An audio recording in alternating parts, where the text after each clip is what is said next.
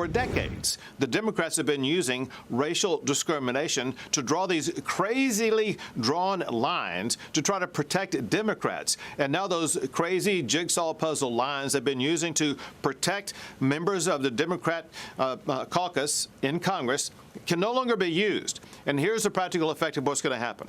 Because we are going to eliminate using race to draw these congressional lines, it means that, especially in these southern states, we are going to add maybe a dozen more Republicans to the United States Congress. Texas is going to add 5 Republican seats. Florida's going to add 4 Republican seats. There'll be many more in other southern states. And we will finally make those districts look a whole lot more compact. It's time for the Democrats to stop being such hypocrites and finally have everybody across the country to stop using race as a reason to draw congressional lines. And that's Texas Governor Greg Abbott with me on Sunday Morning Futures, as the latest Supreme Court ruling sparks new redistricting battles across the country.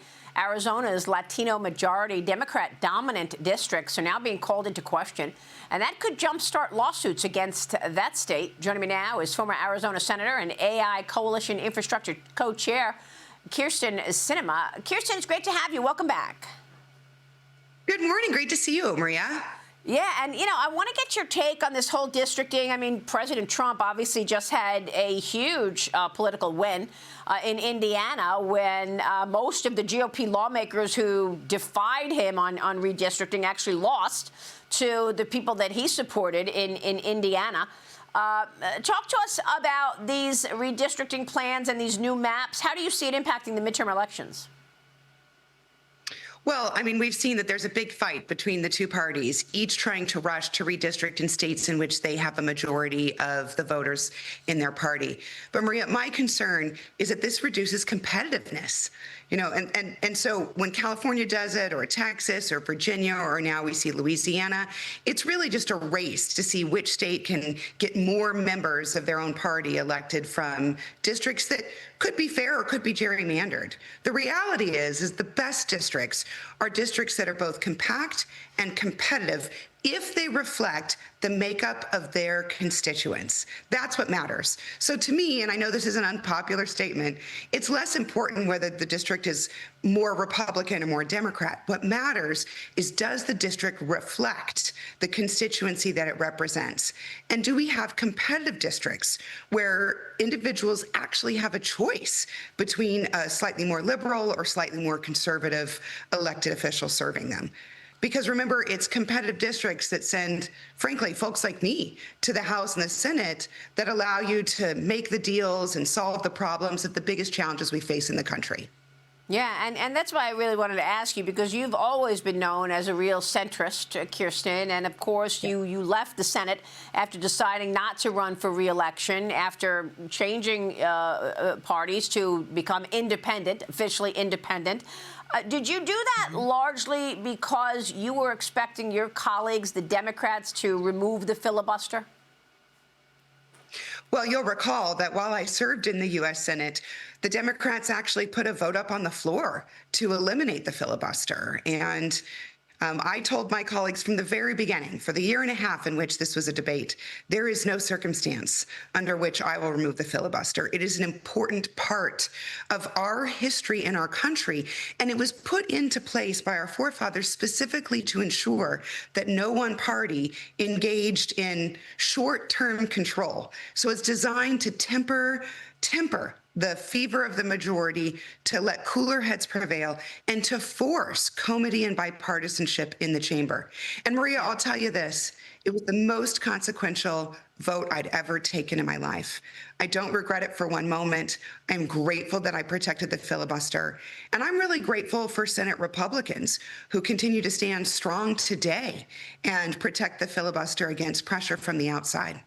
Yeah, no, I understand. And by the way, President Trump has repeatedly called for the Senate Republicans to eliminate the filibuster because look at what has occurred. I mean, the point is, and the reason that President Trump keeps pushing for it is because look what just happened. We're in the middle of a war, and your former colleagues on the Democrat side would not even fund the Department of Homeland Security. And so that's really what his push has been. Yeah, go ahead. I mean, it's bananas. I mean, it really is bananas that we're in the middle of a massive conflict. And there are folks who are so upset with Trump and his administration that they're not interested in even doing the basic functions of governing. And that is just shameful. But Maria, I'm going to tie this back to the issue around, redistricting in the House and the importance of having the filibuster in the Senate. Is the idea was to bring folks to the body, both the House and the Senate, who represent these competitive communities and are interested in finding middle ground solutions. Now, unfortunately, that's kind of out of vogue right now. And that's why you see this lopsided, crazy behavior where if people are unwilling to talk to the other party. It's absolutely insane. But let me ask you this. I mean, the bottom line is we know where the Democrats were. They brought a vote to the floor. Do you expect the Democrats to remove the filibuster once they return to power? Well, look, Maria, one thing we do know is if the Senate Republicans were to have a vote on the filibuster, the Democrats would vote against it now because they're in the minority. And so that's obviously very convenient, but it's not consistent. So, I think it's too early to tell what will happen when the Democrats take power again, because they will one day. I don't think in this election, I don't think Senate Democrats are going to win in this election, but one day they'll take power again. And my hope is that by then, cooler heads will have prevailed and more reasonable people will have been elected to recognize that this is a short-term victory that does long-term damage to the Senate and to the country. Yeah, all right. I want to move on to your op-ed, but I want to play a soundbite of President Trump on this issue because this is why he wants the Republicans to do it. He fully expects the Democrats are going to do it. Watch this. Mr. President, you posted a lot about wanting to eliminate the filibuster. It hasn't happened. Are you disappointed in leader? Yeah, no, I'm disappointed. I like John a lot, but he has a couple of Republicans that are foolish people. A couple of them I like, a couple of them I can't stand, actually, if you want to know the truth.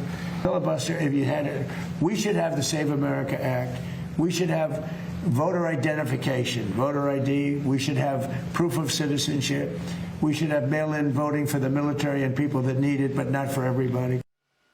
I mean, that's the other issue, Krysten. I mean, I don't know why the Democrats refuse to have the Save America Act. Why can't we just have, ID to vote and a proof of citizenship when you go to vote? I don't understand that either. Well, Maria, in Arizona, we do have that. We have proof of citizenship. You've got to provide it when you vote. And it's worked really effectively for, nearly 2 decades. It's voter approved and protected in Arizona.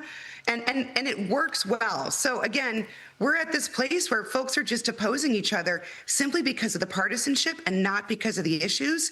That is a sad, sad, sad state of affairs. And voters should be demanding more. Yeah, that is too bad. Now, Krysten, you've been working on AI, and President Trump came out with an executive order to ensure that these tech companies who are building out data centers pay for their power that is required as well. You agree. You wrote an entire op-ed on it. That's right.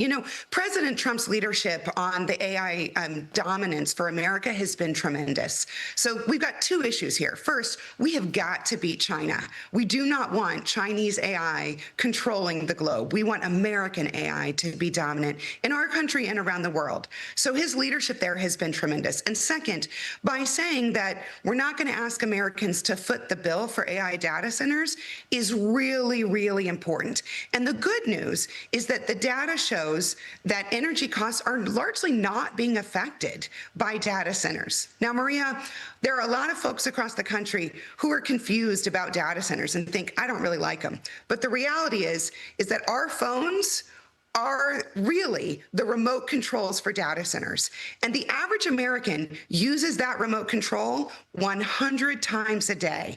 So we use data centers, you and me and everyone in your newsroom, all the friends and family we have, we each use those data centers 100 times a day. We need them.